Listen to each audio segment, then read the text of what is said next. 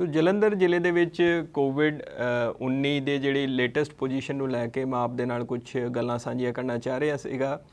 ਸੋ ਪਿੱਛੇ ਅਸੀਂ ਦੇਖ ਰਹੇ ਸੀਗੇ ਵੀ ਜਲੰਧਰ ਜ਼ਿਲ੍ਹੇ ਦੇ ਵਿੱਚ ਬਾਹਰ ਦੇ ਮਰੀਜ਼ ਜਿਹੜੇ ਸਟੇਟ ਤੋਂ ਬਾਹਰ ਦੇ ਮਰੀਜ਼ ਸੀਗੇ, ਦਿੱਲੀ ਤੋਂ, ਹਰਿਆਣਾ ਤੋਂ ਤੇ ਯੂਪੀ ਤੋਂ, ਆਲਮੋਸਟ ਸਾਡੇ ਕੋਲ 300 ਤੋਂ ਵੱਧ ਮਰੀਜ਼ ਬਾਹਰ ਦੇ ਆ ਗਏ ਸੀਗੇ ਤੇ ਉਹਦੇ ਕਰਕੇ ਸਾਡੇ ਹਸਪੀਟਲ ਦੇ ਉੱਤੇ ਕਾਫੀ ਰਸ਼ ਵੱਧ ਰਿਹਾ ਸੀਗਾ।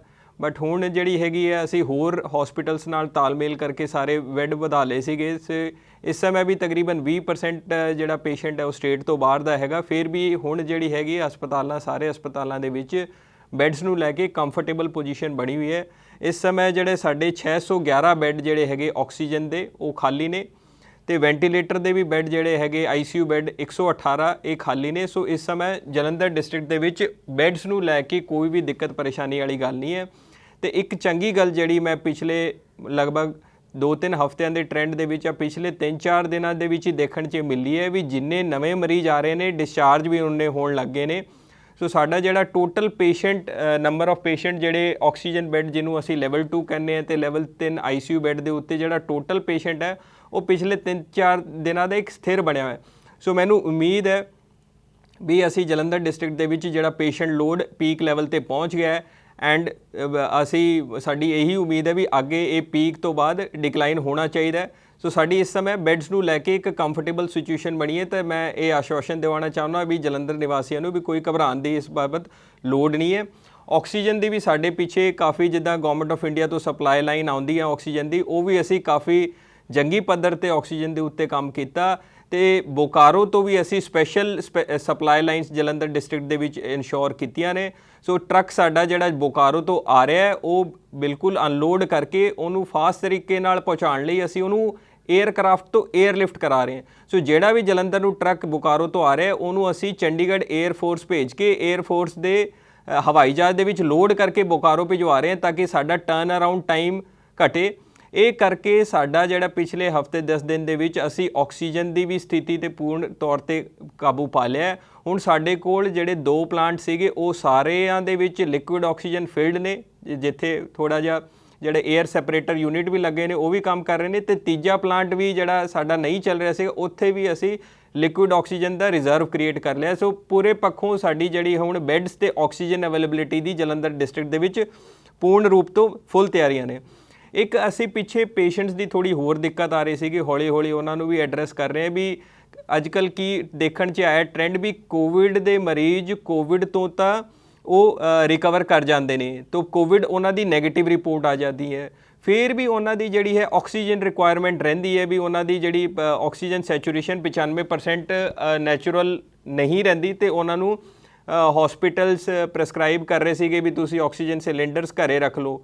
ਉੱਥੇ ਦਿੱਕਤ ਇਹ ਆ ਰਹੀ ਸੀਗੀ ਵੀ ਕਿਉਂਕਿ ਆਕਸੀਜਨ ਸਿਲੰਡਰਸ ਜੇਕਰ ਬਹੁਤ ਜ਼ਿਆਦਾ ਘਰ ਚਲੇ ਜਾਣਗੇ ਤਾਂ ਕਈ ਵਾਰ ਹਸਪਤਾਲਾਂ ਦੇ ਰੋਟੇਸ਼ਨ 'ਚੋਂ ਨਿਕਲ ਜਾਂਦੇ ਨੇ। ਸੋ ਇਸ ਕਰਕੇ ਅਸੀਂ ਉਸ ਚੀਜ਼ 'ਤੇ ਥੋੜ੍ਹੀ ਰੋਕ ਲਗਾਈ ਸੀਗੀ। ਹੁਣ ਕੱਲ੍ਹ ਤੋਂ ਇੱਕ ਤਾਂ ਅਸੀਂ ਸਿਸਟਮ ਇਹ ਚਲਾਇਆ ਵੀ ਸਪੈਸ਼ਲ ਸਿਵਲ ਹਸਪਤਾਲ ਦੇ ਵਿੱਚ 30 ਬੈੱਡ ਦਾ ਵਾਰਡ ਐਸਟੈਬਲਿਸ਼ ਕੀਤਾ ਹੈ ਜਿੱਥੇ ਕੋਵਿਡ ਨੈਗੇਟਿਵ ਪੇਸ਼ੈਂਟ ਜਿਹੜੇ ਕੋਵਿਡ ਤੋਂ ਰਿਕਵਰ ਕਰ ਗਏ ਨੇ ਜਿਨ੍ਹਾਂ ਦੀ ਨੈਗੇਟਿਵ ਰਿਪੋਰਟ ਆ ਗਈ ਹੈ ਫਿਰ ਵੀ ਆਕਸੀਜਨ ਸੈਚੂਰੇਸ਼ਨ ਨਹੀਂ ਮੇਨਟੇਨ ਕੀਤੀ, ਉਹ 30 ਬੈੱਡ ਦੀ ਸਪੈਸ਼ਲ ਫੈਸਿਲਿਟੀ ਚਾਲੂ ਕੀਤੀ ਜਿੱਥੇ ਅਸੀਂ ਆਕਸੀਜਨ ਕੌਨਸਨਟ੍ਰੇਟਰ ਰੱਖ ਕੇ ਉਹਨਾਂ ਦਾ ਉੱਥੇ ਜਿੰਨੇ ਮਰਜ਼ੀ ਦਿਨ ਐਕਸਟਰਾ ਰਹੋ, ਫ੍ਰੀ ਖਾਣਾ ਵੀ ਮੁਹੱਈਆ ਕਰਾਇਆ ਜਾਊਗਾ ਤੇ ਆਕਸੀਜਨ ਕੌਨਸਨਟ੍ਰੇਟਰ ਦੇ ਥਰੂ ਉਹਨਾਂ ਦੀ ਜਿਹੜੀ ਆਕਸੀਜਨ ਸੈਚੂਰੇਸ਼ਨ ਵੀ ਮੇਨਟੇਨ ਕੀਤੀ ਜਾਊਗੀ। ਅੱਜ ਅਸੀਂ ਇੱਕ ਹੋਰ ਨਵਾਂ ਉਪਰਾਲਾ ਡਿਸਟ੍ਰਿਕਟ ਰੈੱਡ ਕਰਾਸ ਸੁਸਾਇਟੀ ਦੇ ਥਰੂ ਲਾਂਚ ਕਰਨ ਲੱਗੇ ਹਾਂ ਜਿਹਦੇ ਵਿੱਚ ਅਸੀਂ ਆਕਸੀਜਨ ਕੌਨਸਨਟ੍ਰੇਟਰ ਘਰ ਲਈ ਵੀ ਦੇਵਾਂਗੇ। ਸੋ ਉਹਦੇ ਵਿੱਚ ਮੋਡਸ ਆਪਰੈਂਡੀ ਜਾਂ ਕਰਨ ਦਾ ਤਰੀਕਾ ਇਹ ਰਹੂਗਾ ਵੀ ਜਿਹੜਾ ਹਸਪੀਟਲ ਪ੍ਰੈਸਕ੍ਰਾਈਬ ਕਰਦਾ ਹੈ ਇੱਕ ਤਾਂ ਉਹਦੀ ਪ੍ਰੈਸਕ੍ਰਿਪਸ਼ਨ ਦੀ ਸਲਿੱਪ ਸਾਨੂੰ ਚਾਹੀਦੀ ਹੋਊਗੀ, ਉਹ ਅਸੀਂ ਜਿਹੜਾ ਹੈਗਾ ਸੈਕਟਰੀ ਰੈੱਡ ਕਰਾਸ ਨੂੰ ਉਹਦਾ ਇੰਚਾਰਜ ਬਣਾਇਆ, ਉੱਥੇ ਅਸੀਂ 30 ਆਕਸੀਜਨ ਕੌਨਸਨਟ੍ਰੇਟਰ ਦੇਵਾਂਗੇ ਤਾਂ ਕਿ ਜਿਹੜਾ ਹਸਪੀਟਲ ਦੀ ਇਹ ਜ਼ਿੰਮੇਵਾਰੀ ਹੋਏਗੀ ਵੀ ਉਹ ਆਪਣਾ ਕੋਈ ਇੱਕ ਨਰਸਿੰਗ ਸਟਾਫ ਜਿਹੜਾ ਇਹਦੇ ਵਿੱਚ ਟ੍ਰੇਨਡ ਹੋ ਘਰੇ ਜਾ ਕੇ ਪੇਸ਼ੈਂਟ ਦੇ ਉਹ ਸੈਟਅਪ ਕਰਾ ਕੇ ਚਲਾ ਕੇ ਆ ਜਾਵੇ। ਪਲੱਸ ਉੱਥੇ ਜਿਹੜਾ ਹੈਗਾ ਅਸੀਂ ਇੱਕ ਨੋਮੀਨਲ ਜਿਹਾ ਰੈਂਟ ਰੱਖਿਆ ਤਾਂ ਕਿ ਕੋਈ ਇਸ ਟਾਈਪ ਦਾ ਮਿਸਯੂਜ਼ ਨਾ ਹੋਵੇ ਵੀ ਜਿਨ੍ਹਾਂ ਨੂੰ ਲੋਡ ਨਹੀਂ ਹੈ ਉਹ ਵੀ ਲੈ ਰਹੇ ਹੋਣ ਆਕਸੀਜਨ ਕੌਨਸਨਟ੍ਰੇਟਰ। ਸੋ ਉਹ ਅਸੀਂ ਫੈਸਿਲਿਟੀ ਚਾਲੂ ਕਰਨ ਲੱਗੇ ਤਾਂ ਕਿ ਮਰੀਜ਼ਾਂ ਨੂੰ ਘਰੇ ਹੀ ਆਕਸੀਜਨ ਪਹੁੰਚਾਈ ਜਾ ਸਕੇ। ਤੇ ਇਹਦੇ ਵਿੱਚ ਸਿਰਫ ਉਹਨਾਂ ਨੂੰ ਇਹ ਧਿਆਨ ਰੱਖਣਾ ਪਏਗਾ ਵੀ ਕੋਈ ਇਲੈਕਟ੍ਰਿਸਿਟੀ ਦਾ ਬੈਕਅਪ ਜ਼ਰੂਰ ਹੋਵੇ, ਜੇਕਰ ਲਾਈਟ ਚਲੀ ਜਾਂਦੀ ਹੈ ਤਾਂ ਉੱਥੇ ਕੋਈ UPS ਦਾ ਪ੍ਰਬੰਧ ਜਾਂ ਕੋਈ ਜਨਰੇਟਰ ਦਾ ਪ੍ਰਬੰਧ ਹੋਵੇ। ਐਂਡ ਅਸੀਂ ਸੈਕਟਰੀ ਰੈੱਡ ਕਰਾਸ ਨੂੰ ਇਹ ਵੀ ਕਿਹਾ ਵੀ ਜੇਕਰ ਕੁਝ ਐਮਰਜੈਂਸੀ ਸਿਲੰਡਰ ਵੀ ਰਿਜ਼ਰਵ ਰੱਖੋ ਵੀ ਜਿਨ੍ਹਾਂ ਦੇ ਆਕਸੀਜਨ ਕਨਸੈਂਟਰੇਟਰ ਚੱਲ ਰਹੇ ਨੇ, ਕੋਈ ਇਸ ਟਾਈਪ ਦਾ ਬੈਕਅਪ ਦਾ ਇਸ਼ੂ ਆਉਂਦਾ ਤਾਂ ਇਮੀਡੀਏਟਲੀ ਉੱਥੇ ਆਕਸੀਜਨ ਸਿਲੰਡਰ ਵੀ ਮੁਹੱਈਆ ਕਰਾਇਆ ਜਾਵੇ। ਸੋ ਇਹ ਅਸੀਂ ਹੋਰ ਜਿਹੜੀ ਸਾਡੇ ਕੋਲ ਕੰਪਲੇਂਟਸ ਆ ਰਹੀਆਂ ਨੇ, ਡਿਮਾਂਡਸ ਆ ਰਹੀਆਂ ਨੇ, ਉਹਨੂੰ ਐਡਰੈਸ ਕਰਨ ਲਈ ਹੋਰ ਇਸ ਟਾਈਪ ਦੇ ਉਪਰਾਲੇ ਅਸੀਂ ਲਗਾਤਾਰ ਕਰ ਰਹੇ ਹਾਂ। ਰੈਸਟ੍ਰਿਕਸ਼ਨਸ ਨੂੰ ਵੀ ਲੈ ਕੇ ਜਿਹੜੇ ਮੈਂ ਦੇਖ ਰਿਹਾ ਹੋਰ ਅਸੀਂ ਜਲੰਧਰ ਦੇ ਵਿੱਚ ਵੱਧ ਤੋਂ ਵੱਧ ਜਿਹੜੀ ਛੂਟ ਦਿੱਤੀਆਂ ਨੇ। ਜਿਹੜੀ ਨਾਨ ਐਸੈਂਸ਼ੀਅਲ ਦੁਕਾਨਾਂ ਨੇ ਉਹ ਵੀ 3 ਵਜੇ ਤੱਕ ਖੁੱਲ੍ਹੀਆਂ ਰਹਿੰਦੀਆਂ ਨੇ। ਮੈਂ ਦੇਖ ਰਿਹਾ ਸੀਗਾ ਜਿੱਦਾਂ ਲੁਧਿਆਣੇ ਸਾਰਾ ਕੁਝ 12 ਵਜੇ ਬੰਦ ਹੋ ਜਾਂਦਾ ਹੈ। ਅੰਮ੍ਰਿਤਸਰ ਦੇ ਵਿੱਚ ਵੀ ਜਿਹੜੇ ਔਡ ਈਵਨ ਜਾਂ ਲੈਫਟ ਰਾਈਟ ਦਾ ਸਿਸਟਮ ਹੈ, ਅਸੀਂ ਨਾਨ ਐਸੈਂਸ਼ੀਅਲ ਕੈਟੇਗਰੀਜ਼ ਨੂੰ ਛੂਟ ਦਿੱਤੀਆਂ ਨੇ ਤਾਂ ਕਿ ਛੋਟੇ ਦੁਕਾਨਦਾਰਾਂ ਦਾ ਹੋਰ ਅੰਦਰ ਨੁਕਸਾਨ ਨਾ ਹੋਵੇ।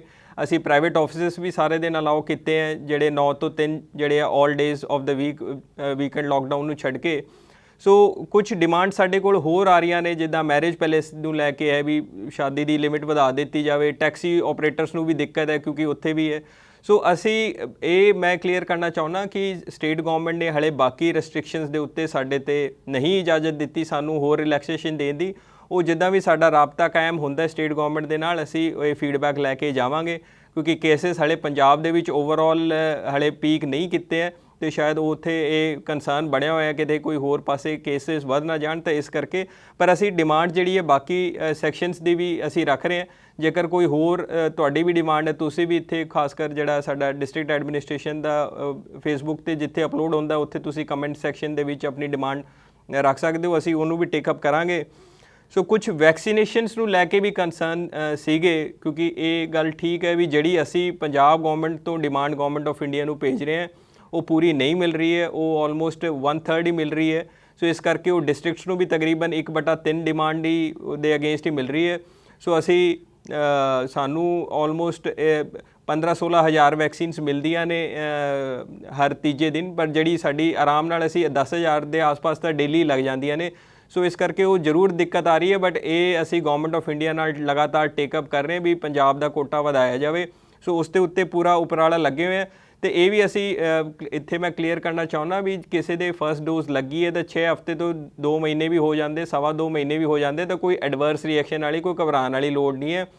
ਜਿੱਦਾਂ ਵੀ ਸਾਡੇ ਕੋਲ ਹੁਣ ਸਪਲਾਈ ਕਿਉਂਕਿ ਘੱਟ ਆ ਰਹੀ ਹੈ ਪਿੱਛੇ ਤੋਂ, ਤੇ ਇਹ ਅਸੀਂ ਪ੍ਰਾਇਰਟਾਈਜ਼ ਕਰਾਂਗੇ ਵੀ ਜਿਨ੍ਹਾਂ ਦੀ ਦੂਜੀ ਡੋਜ਼ ਲੱਗਣੀ ਹੈ ਉਹਨਾਂ ਨੂੰ ਪ੍ਰਾਇਰਟੀ ਦੇ ਆਧਾਰ 'ਤੇ ਕਲੀਅਰ ਕੀਤਾ ਜਾਵੇ ਤਾਂ ਕਿ ਜਿਹੜਾ ਉਹ ਬੂਸਟਰ ਡੋਜ਼ ਹੈ ਉਹਦਾ ਜ਼ਿਆਦਾ ਪ੍ਰਭਾਵ ਪੈ ਸਕੇ। ਇਸ ਤੋਂ ਇਲਾਵਾ ਜਿਹੜੀ ਹੋਰ ਸਾਨੂੰ ਹਸਪੀਟਲ ਬੈੱਡ ਅਵੇਲੇਬਿਲਿਟੀ ਹੈ, ਮੈਂ ਦੱਸਿਆ ਤੁਹਾਨੂੰ ਇਹ ਸਾਡੀ ਸਾਰੀ ਸਫੀਸ਼ੀਐਂਟ ਹੈ। ਤੁਸੀਂ ਜਿਹੜਾ ਸਾਡਾ ਹੈਲਪਲਾਈਨ ਨੰਬਰ ਹੈ 222 44 17, ਇਸ ਦੇ ਉੱਤੇ ਕਦੇ ਵੀ ਕਾਲ ਕਰਕੇ ਹਸਪੀਟਲ ਬੈੱਡ ਪੁੱਛ ਸਕਦੇ ਹੋ। ਤੁਸੀਂ ਸਾਡੀ ਡਿਸਟ੍ਰਿਕਟ ਐਡਮਿਨਿਸਟ੍ਰੇਸ਼ਨ ਜਲੰਧਰ ਦੀ ਵੈਬਸਾਈਟ ਜਿਹੜੀ ਹੈਗੀ ਉਸ ਦੇ ਉੱਤੇ ਜਾ ਕੇ jalandhar.nic.in ਉਸ ਦੇ ਉੱਤੇ ਵੀ ਹਸਪੀਟਲ ਬੈੱਡ ਦਾ PDF ਡੇਲੀ ਅਪਲੋਡ ਹੁੰਦਾ ਹੈ ਸ਼ਾਮ ਨੂੰ ਵੀ ਕਿਸ ਹਸਪੀਟਲ ਦੇ ਵਿੱਚ ਕਿੰਨੇ ਬੈੱਡ ਖਾਲੀ ਨੇ, ਉੱਥੋਂ ਤੁਸੀਂ ਕਲੀਅਰ ਕਰ ਸਕਦੇ ਹੋ। ਇਸ ਤੋਂ ਇਲਾਵਾ ਕਈ ਵਾਰ ਸਾਨੂੰ ਕਾਲ ਆਉਂਦੀ ਸੀਗੀ ਰੈਮਡੈਸਿਵਿਰ ਦੇ ਬਾਰੇ, ਹੋਰ ਦਵਾਈਆਂ ਦੀ ਤਾਂ ਨਹੀਂ, ਰੈਮਡੈਸਿਵਿਰ ਦੀ ਵੀ ਕਾਫੀ ਅਸੀਂ ਸ਼ਾਰਟੇਜ ਹੁਣ ਪੂਰੀ ਕਰ ਦਿੱਤੀ ਹੈ। ਹਸਪਤਾਲਾਂ ਦੇ ਵਿੱਚ ਤਕਰੀਬਨ ਰੋਜ਼ 400-500 ਰੈਮਡੈਸਿਵਿਰ ਦੇ ਇੰਜੈਕਸ਼ਨ ਭੇਜੇ ਜਾ ਰਹੇ ਨੇ। ਉਹ ਹਸਪਤਾਲਾਂ ਦਾ ਗਰੁੱਪ ਇੱਕ ਬਣਿਆ ਹੋਇਆ ਸਾਰੇ, ਉੱਥੇ ਵੀ ਅਸੀਂ ਪੋਸਟ ਕਰ ਦਿੰਦੇ ਵੀ ਕਿਸ ਹਸਪਤਾਲ ਨੂੰ। ਸੋ ਬਾਈ and large ਰੈਮਡੈਸਿਵਿਰ the we position comfortable ਹੈ। ਫਿਰ ਵੀ ਕਿਸੇ ਨੂੰ ਕੋਈ ਰੈਮਡੈਸਿਵਿਰ ਦੀ ਸ਼ਾਰਟੇਜ ਆਉਂਦੀ ਹੈ ਤਾਂ 222 44 17 ਦੇ ਉੱਤੇ ਤੁਸੀਂ ਪੁੱਛ ਸਕਦੇ ਹੋ, ਅਸੀਂ ਜ਼ਰੂਰ ਉੱਥੇ ਪਹੁੰਚਾ ਦੇਵਾਂਗੇ ਰੈਮਡੈਸਿਵਿਰ। ਇਸ ਤੋਂ ਇਲਾਵਾ ਕਈ ਵਾਰ ਇੱਕ ਇੰਜੈਕਸ਼ਨ ਹੋਰ ਬੜਾ ਰੇਅਰ ਸਰਕਮਸਟੈਂਸਿਸ ਦੇ ਵਿੱਚ ਲੱਗਦਾ ਜਿਹਦਾ ਨਾਮ ਹੈ ਟੋਸੀਲੀਜ਼ੂਮਾਬ। ਟੋਸੀਲੀਜ਼ੂਮਾਬ ਦੀ ਜ਼ਰੂਰ ਗਵਰਨਮੈਂਟ ਆਫ ਇੰਡੀਆ ਤੋਂ ਜਿਹੜੀ ਸਪਲਾਈ ਕੰਟਰੋਲਡ ਹੁੰਦੀ ਹੈ ਬੜੀ ਲਿਮਿਟਿਡ ਆਉਂਦੀ ਹੈ, ਤਾਂ ਇਸ ਕਰਕੇ ਹਰ ਕੇਸ ਦੇ ਵਿੱਚ ਉਹ ਟੋਸੀਲੀਜ਼ੂਮਾਬ ਜਿਹੜੀ ਹੈ ਅਵੇਲੇਬਿਲਿਟੀ ਕਰਾਉਣਾ ਔਖਾ ਹੋ ਰੱਖਿਆ ਹੈ। ਪਰ ਉਹਦੇ 2 ਆਲਟਰਨੇਟਿਵ ਹੈ ਜੇਕਰ ਉਹ ਡਾਕਟਰਸ ਪ੍ਰੈਸਕ੍ਰਾਈਬ ਕਰਦੇ ਨੇ, ਇੱਕ ਇਟੋਲੀਜ਼ੂਮਾਬ ਹੈ ਤੇ ਦੂਜਾ ਉਹਦਾ ਬੇਵਾਸੀਜ਼ੂਮਾਬ ਕਰਕੇ ਇੱਕ ਇੰਜੈਕਸ਼ਨ ਉਹਦਾ ਰਿਪਲੇਸਮੈਂਟ 'ਚ ਦਿੰਦੇ ਨੇ। ਉਹ ਅਸੀਂ ਜ਼ਰੂਰ ਇੱਧਰ ਉੱਧਰੋਂ ਅਰੇਂਜ ਕਰਕੇ ਜ਼ਰੂਰ ਜਿਹੜੀ ਸਾਨੂੰ ਕੋਈ ਡਿਸਟ੍ਰੈਸ ਕਾਲ ਆਉਂਦੀ ਹੈ ਤਾਂ ਅਸੀਂ ਬੇਵਾਸੀਜ਼ੂਮਾਬ ਹੋਰ ਸਪਲਾਇਰਸ ਕੋਲ ਅਵੇਲੇਬਲ ਸੀਗੀ, ਬਟ ਇਹ ਕਿਉਂਕਿ ਐਸ ਪਰ ਪ੍ਰੋਟੋਕੋਲ ਡਾਕਟਰ ਹੀ ਦੇਖ ਸਕਦੇ ਨੇ ਵੀ ਇਹ ਰਿਪਲੇਸਮੈਂਟ 'ਚ ਜੇਕਰ ਉਹ ਪ੍ਰੈਸਕ੍ਰਾਈਬ ਕਰਦੇ ਨੇ ਤਾਂ ਉਹ ਅਸੀਂ ਜ਼ਰੂਰ ਟਰਾਈ ਕਰਦੇ। ਸੋ ਇਹਦਾ ਟੋਸੀਲੀਜ਼ੂਮਾਬ ਦਾ ਤਾਂ ਨਹੀਂ, ਬਟ ਬੇਵਾਸੀਜ਼ੂਮਾਬ ਦੀ ਇੰਜੈਕਸ਼ਨ ਜਿਹੜੇ ਰਿਪਲੇਸਮੈਂਟ ਹੈ ਉਹ ਵੀ ਅਸੀਂ 222 44 17 'ਤੇ ਤੁਸੀਂ ਫ਼ੋਨ ਕਰ ਸਕਦੇ ਹੋ ਕਿਉਂਕਿ ਉਹਦੀ ਅਵੇਲੇਬਿਲਿਟੀ ਹਲੇ ਵੀ ਥੋੜ੍ਹੀ ਠੀਕ ਬਣੀ ਹੋਈ, ਤਾਂ ਅਸੀਂ ਇੱਧਰ ਉੱਧਰੋਂ ਹਰ ਹੀਲੇ ਕੋਸ਼ਿਸ਼ ਕਰਕੇ ਜ਼ਰੂਰ ਇਨਸ਼ੋਰ ਕਰਾਵਾਂਗੇ ਵੀ ਜਲੰਧਰ ਨਿਵਾਸੀਆਂ ਨੂੰ ਇਹ ਇੰਜੈਕਸ਼ਨ ਵੀ ਮਿਲ ਜਾਵੇ ਜਿਹੜਾ ਕਿ ਅਦਰਵਾਈਜ਼ ਬੜਾ ਰੇਅਰ ਹੈ।